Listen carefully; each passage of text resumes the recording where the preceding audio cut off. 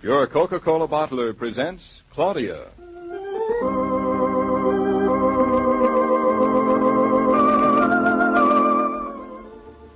Claudia, based on the original stories by Rose Franken.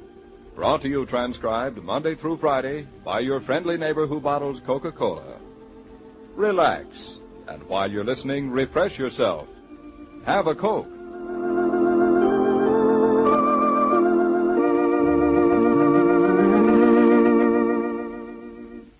And now, Claudia.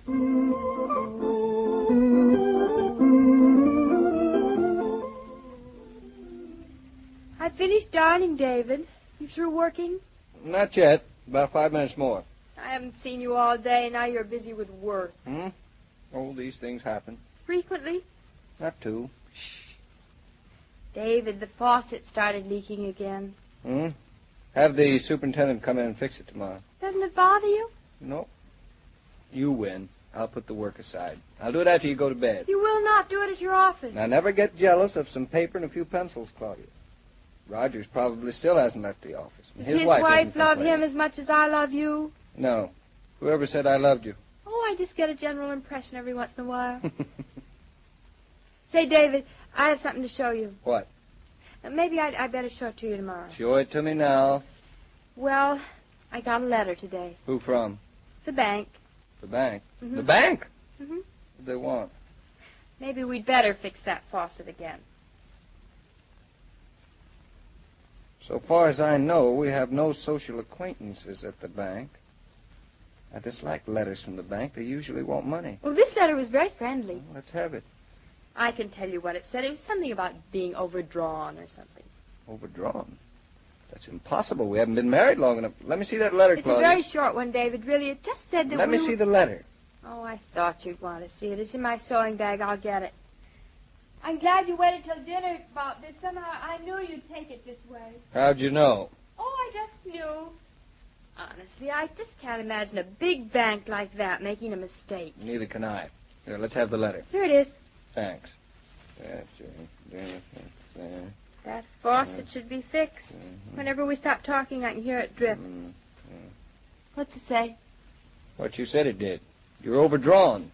There's still plenty of checks left in my book. But no money in the bank. Darling, I told you when we were first married that I'd never question you about household expenses. But something seems to have gone wrong, doesn't it? Yes, I just didn't think the money would go so fast. Well, neither did I. I'm sorry, David. It's just that I wanted to save and... Save? Claudia, at this rate, we're lucky if we make ends meet on my salary. Didn't you keep track of the checks? Don't be angry with me, I'm David. not angry. I just want to know things. Didn't you keep track of the checks? I drew out 12 checks. I mean the money. How much each check was. Well, I started to. And then I forgot once, and so everything went wrong, and I thought I'd wait for the statement to come at the end of the month. You can't do things like that, Claudia. Look, now, let me show you. Where's your checkbook? In my purse. Well, bring it over here. Oh, David, let's not have our first argument over money. There's no argument, my love. I just want to show you how to keep your checkbook so that something like this doesn't happen again. But you're angry at me. I'm not angry at you. I'm not happy over what's happened, but it shouldn't have happened. And it won't happen again, I promise. Here's my checkbook. I was so thrilled when you gave it to me. I'd never had a checkbook of my own before. Now, sit down next to me, Claudia. We'll go over this together. Yes, David. Not here. Pull over the hassock. Oh, you are angry. There's always been room for both of us in your chair before. We'll never get any work done, though. Now, just pull over the hassock like a good girl and stop saying I'm angry. I'm not. All right, David. I'm ready. Can you see? Well, I'll lean over. Now, we'll start with page 1. Let's see. This is fine. The man in the bank showed me how to make that one out. Oh. Now, let's look at 2. Date, amount for groceries. Nothing wrong with that one either. I looked at the first one. And your balanced checks. Now, let's see. 3. You left the date off this one. That's when things started going wrong. We'll find out. Now, on the next one, you left out everything. No date, no amount, no reason. I know. I must have been in a hurry. I've tried thinking what it was, but I just can't remember. In other words, from here on in, we don't know what the balance is. Well, I filled in most of the others. Yeah, but that's no good. They've all got to be filled in. That's the purpose of having stubs and a checkbook. So you know how much to spend for what and when. Now, Claudia.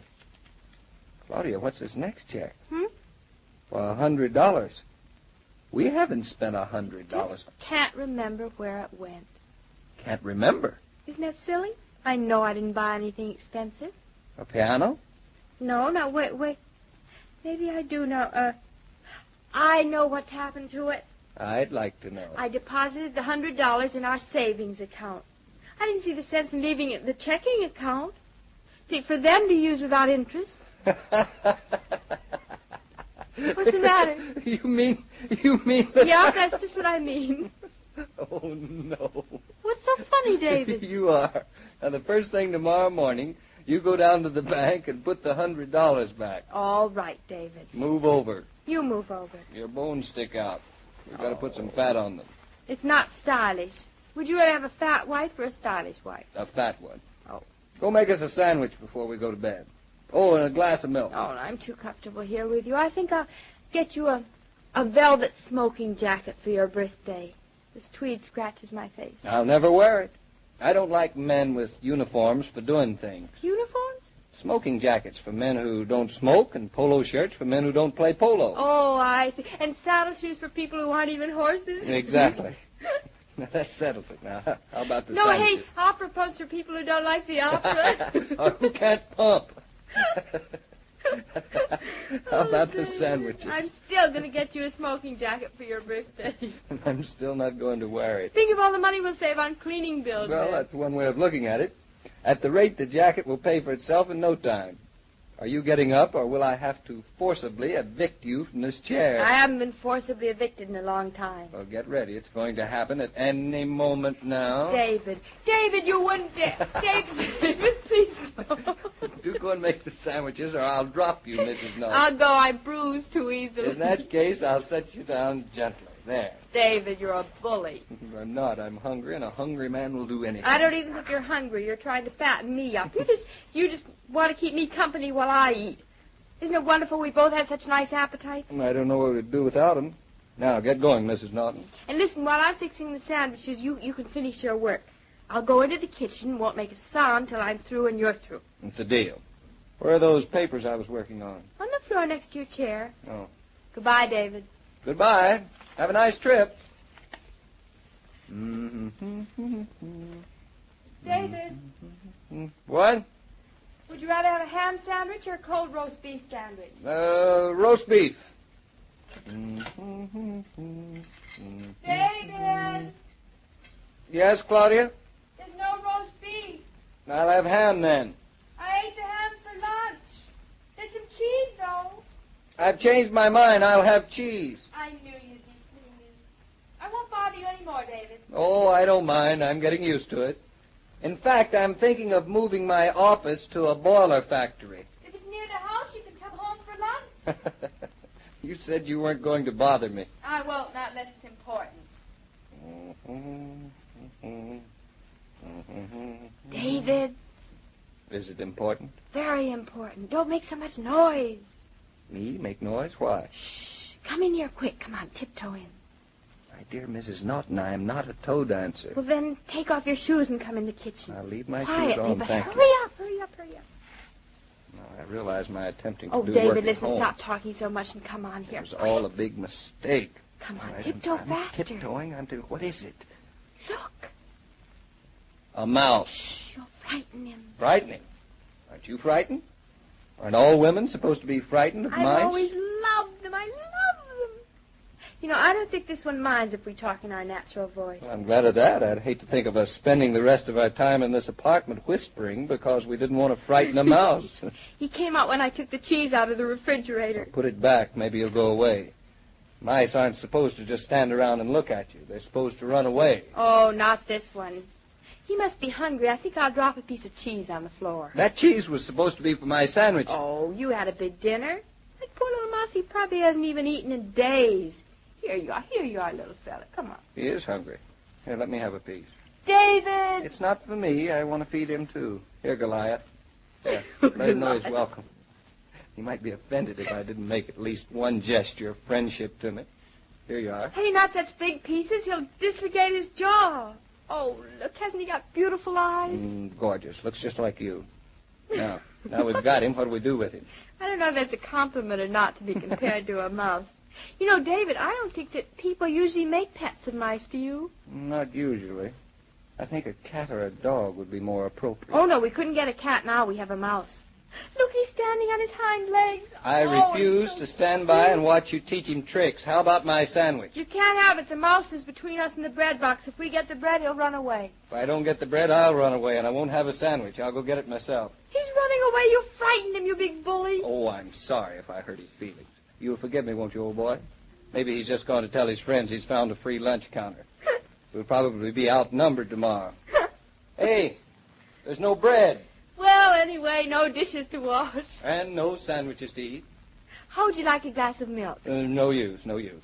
What do you mean, no use? Just as I'd be lifting the glass to my lips, a cat would walk into the kitchen, I'm sure. Now, how would a cat find his way in here? He'd find a way. Let's turn out the lights and go back into the living room. It's funny, I was just going to suggest that myself. Hey, it's dark. That's because the lights are out. Out. What happened? That mouse pushed a chair in front of me in the dark. It was very strong cheese. You got drunk on it. Where are you going to sit? I ask you first. Well, I'm going to sit, and I asked you first. Well, all right, I'll sit in my usual chair. And you? I'll sit in my usual lap. I was afraid of that. All right. I'll brace myself. I'm ready. Come ahead. I'm not that heavy. Ooh. You're getting heavy. You'll have to lose some weight, Claudia. You just told me I was bony and I had to put on some weight. I've changed my mind. Your bones weigh too much then. David, you're such a fool. David, do you think he'll come back tomorrow? Who? Well, either he will or his brother will, I'm sure. How do you know he has a brother? All mice have brothers. I know them all personally. Lots of brothers. How about sisters? Lots of sisters. That's nice. I was an only child. I know your mother told me. She told me lots of things about you, but she left the most wonderful thing out.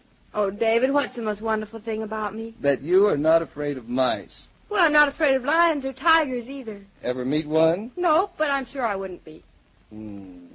Afraid of a snake? A snake? No. Aren't you afraid of anything? Not even a snake?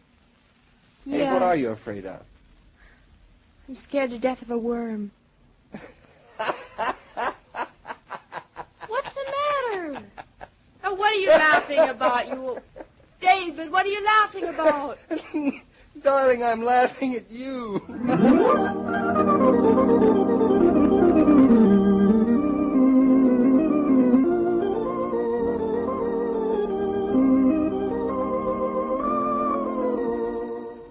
All story material used on this broadcast of Claudia was under the supervision of Rose Franken and William Brown Meloney.